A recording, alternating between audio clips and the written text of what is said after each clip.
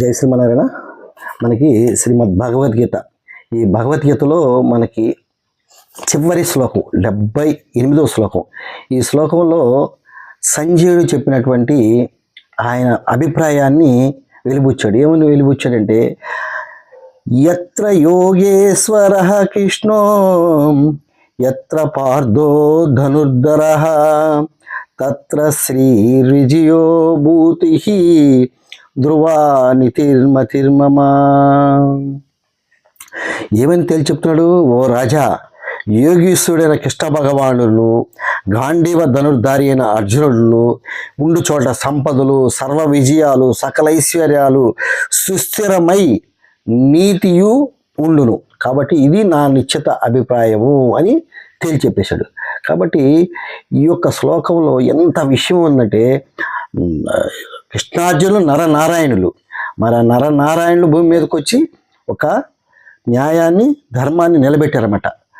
అందుకని ఈరోజు మనకి ఈ శ్లోకం వల్ల ఉపయోగం ఏంది అని ప్రతిదాన్ని ఆలోచిస్తాం మనం.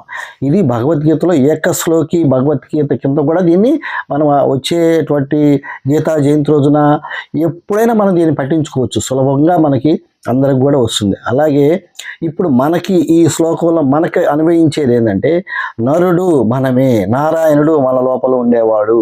కాబట్టి నరనారాయణులు మనమే అయి ఉంటాం. మన లోపల ఆత్మతో మనం భగవంతుని దర్శనం చేయాలి. అంటే ఎప్పుడైతే మనం చేసే ప్రతి కర్మని, చేసే ప్రతి పనిని, చేసే ప్రతి యొక్క ఇదిని ఏది చేసినా కూడా లోపల ఉన్నటువంటి నారాయణుడు చూస్తున్నాడు.